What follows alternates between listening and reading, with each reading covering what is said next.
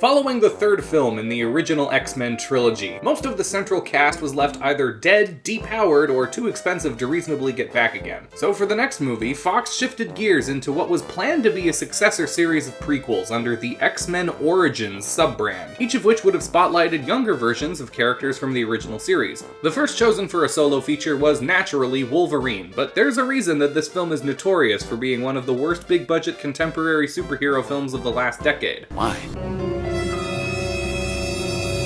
Before we jump into it, I'd just like to note that when I sat down to re-watch this movie, I discovered, much to my amusement, that my Blu-ray copy of the film was still in its shrink wrap and marked with a value bin sticker. Amazing. The first 10 or 15 minutes or so of Origins are actually not terrible. The opening credits montage showing a young Wolverine and his brother Victor, played by Liev Schreiber, fighting in various wars throughout the 19th and 20th centuries is extremely well done. In fact, both Jackman and Schreiber are clearly giving it their all throughout the entire film, regardless of how little the material deserves it.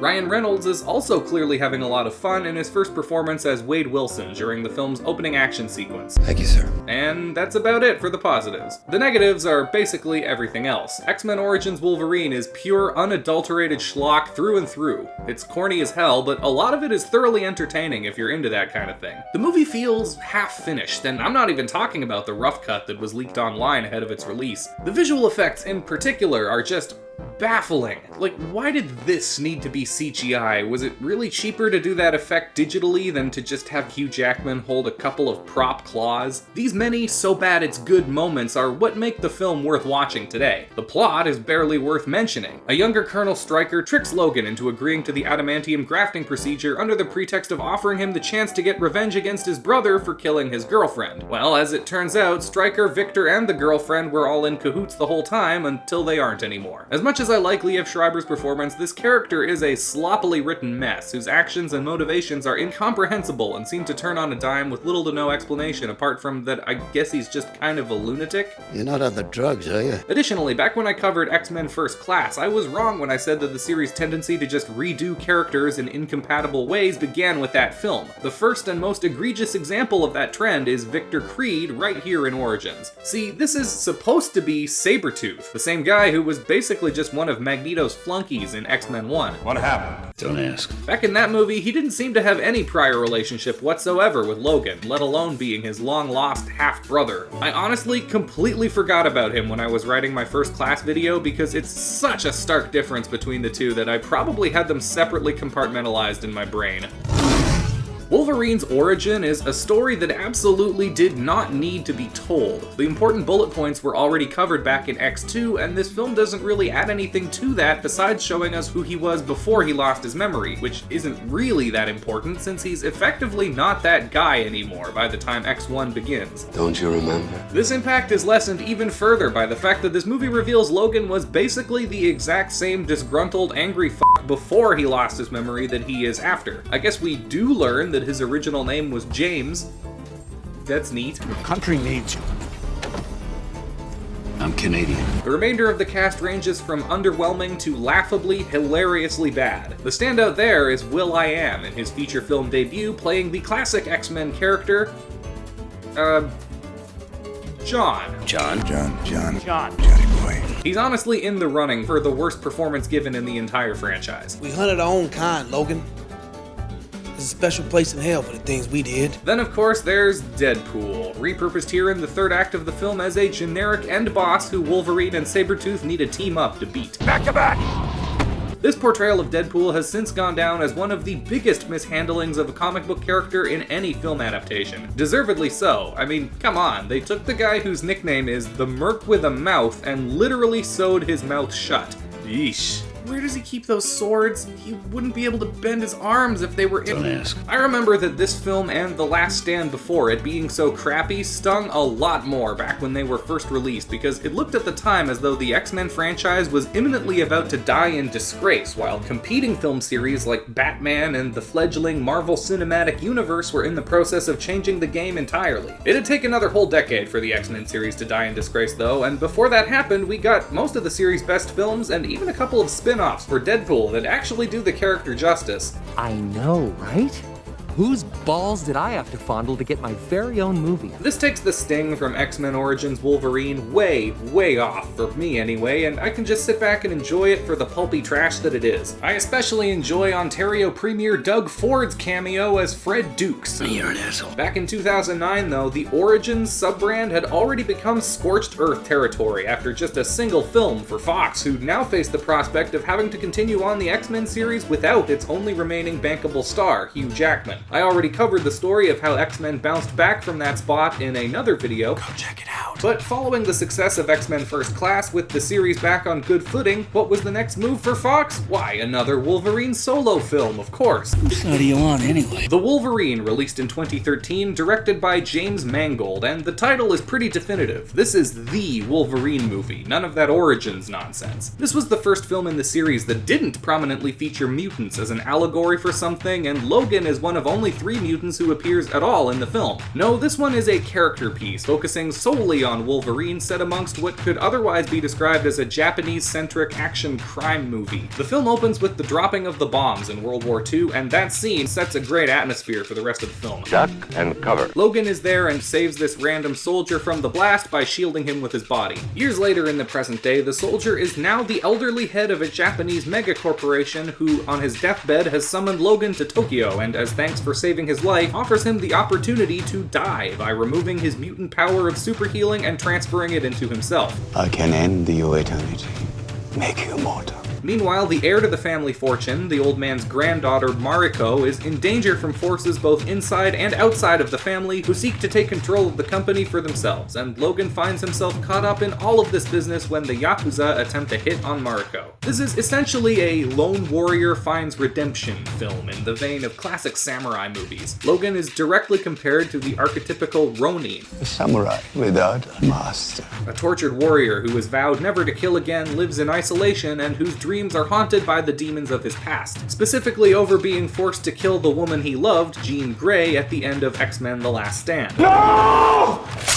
No, please! No, please! The most interesting aspect of the film is Wolverine's internal struggle. Hugh Jackman, as always, is fantastic in the role, turning in what was at the time his strongest performance yet. Additionally, Famke Janssen reprises her role as Jean in this film and also gives her best performance in the series by a country mile. She is absolutely chilling as this nightmare version of Jean Grey, almost making you forget that these characters were never actually together in any capacity when she was alive, besides having made out once. Director James Mangold is doing fantastic work here. Tons of fun and creative action. I love it. The bullet train sequence is the highlight for me. This could have easily turned into corny schlock like most of the action seen in X-Men Origins, but it never does. That is, right up until the big dumb ending where Wolverine has to fight a giant samurai Iron Man suit. This fight is just about as absurd as most of the dumb shit in Origins, but I was more able to enjoy it there since the rest of the movie was kind of a write-off anyway, rather than here where it's just disappointing that the film is unable to stick the landing.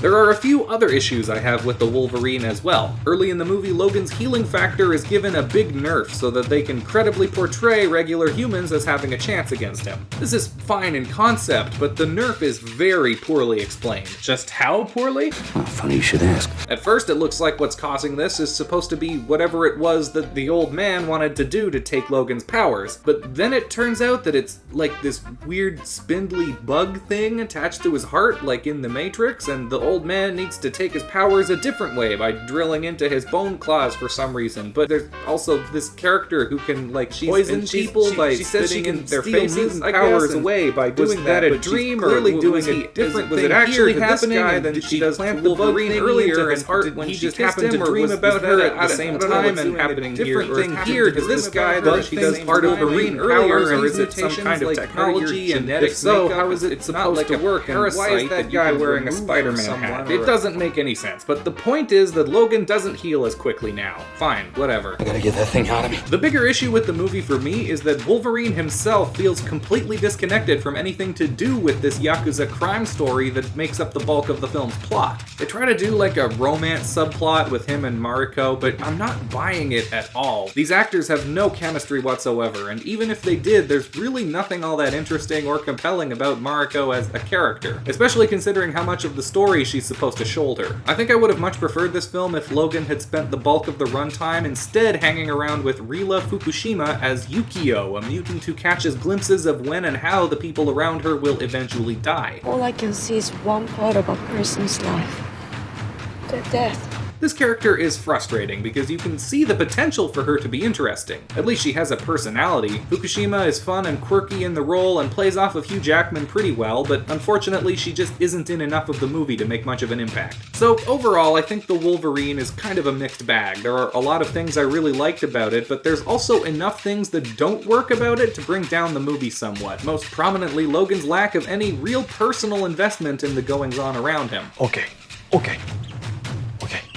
That disconnect was corrected and then some with the 2017 film Logan, which is sort of like an R-rated, much better written version of the Wolverine. What that movie was to samurai films, this one is to westerns. These two cinematic genres have always been deeply intertwined, sharing a ton of DNA with similar kinds of subject matter and tones. Like the last movie, Logan here is an older, broken, world-weary, and somewhat depowered version of our hero who finds himself on a protection/escort mission during which he once again finds something to live for. This time around, though, the story has been crafted around the character of Logan rather than simply dropping him into one that he has no stake in. This film is Hugh Jackman's final performance as the man formerly known as Wolverine, and it's his best not only among the X-Men films, but of his entire career so far. Jackman pours his heart and soul into this character that at the time he'd been playing consistently for 17 years across 9 films, bringing him to an extremely satisfying conclusion. I don't know what Charles put in your head, but I am not whatever it is you think I am, okay? This movie also sees the return of Patrick Stewart as Charles Xavier, now suffering from dementia and frequent seizures which cause him to lose control over his telekinesis. This is extremely dangerous for anyone around him, and it's revealed that some years prior to the start of the film, Xavier accidentally killed most of the X-Men during one of these episodes. Stewart is goddamn brilliant in this film.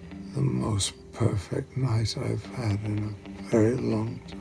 He's always been good in the X-Men movies, but until now he'd really just been doing his Captain Picard thing, but with a softer edge. In this movie though, he finally gets a chance to do some real acting, and he totally kills it. Charles has been taking drugs to help dampen his telepathy, though notably not to restore his ability to walk. And he and Logan live away from civilization with another mutant named Caliban at an abandoned industrial facility where Charles is kept inside of a sort of inverse cerebro that instead of amplifying his mental powers helps to somewhat contain them. You're waiting for me to die. Logan has been saving up money so that the two can live out the rest of Charles's life in seclusion, safely away from other people, and it's heavily implied that he plans to end his own life afterwards. If you are planning to blow your brains out, could you wait till you're out on the high seas and just mop these floors? I don't need this shit.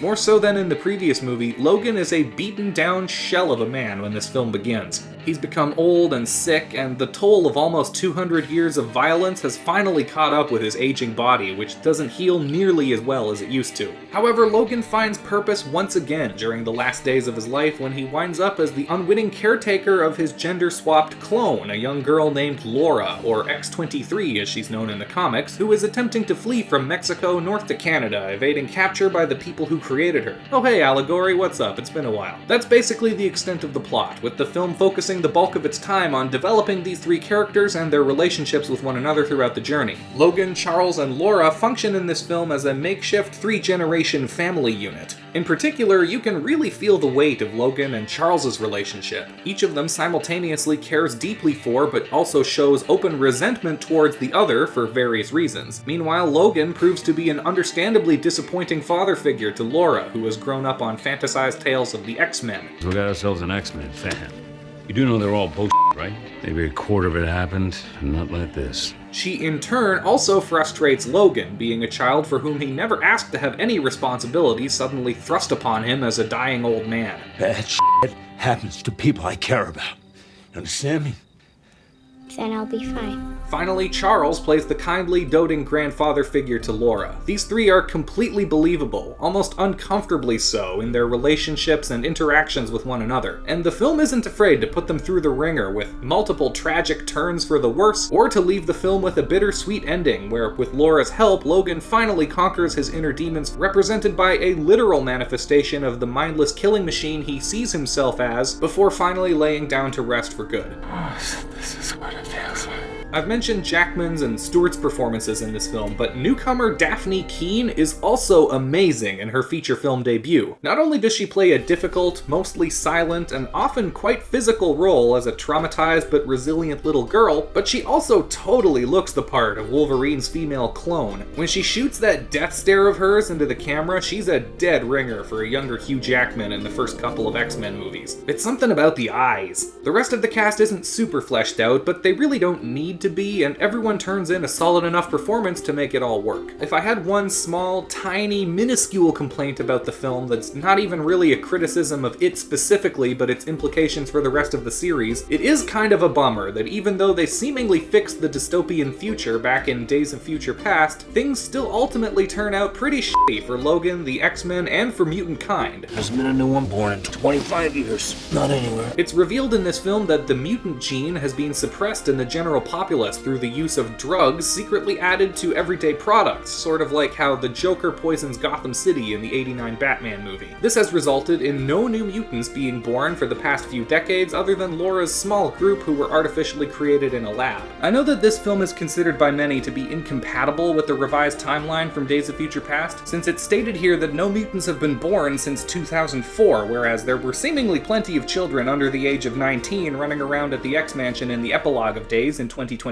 But it could still totally work if you just fudge the details a tiny bit in your head. I mean, who knows, maybe not all of these kids are mutants. Xavier's could have simply transitioned to being a school for youngsters who are gifted in the traditional sense. Or maybe they're simply the children of alumni who have decided that this would be the best environment for them to get their education in. My point is, the amount of information we're given in the Days epilogue is scant enough that you can make up pretty much any explanation you want to make it fit. I think the history I know is a little different. But at the end of the day, do these 3 Wolverine films actually make a trilogy? Not in the slightest, no. But hey, that's why I put the word trilogy in quotation marks for the thumbnail. Despite many of these X-Men movies being wildly incompatible with each other's continuity when all viewed together, I have amusingly noticed while rewatching them all that if you just remove the 3 worst films as well as the Wolverine, the ones that remain actually do form something of a cohesive timeline, which is mostly devoid of any major plot holes. Anyway, Logan is a perfect send-off to the X-Men series in general, and Hugh Jackman's Wolverine specifically. Sure to go down as one of the most iconic superhero portrayals in cinematic history. This is also, I think, the best film in the franchise. They really couldn't have picked a higher note to go out on. Ah,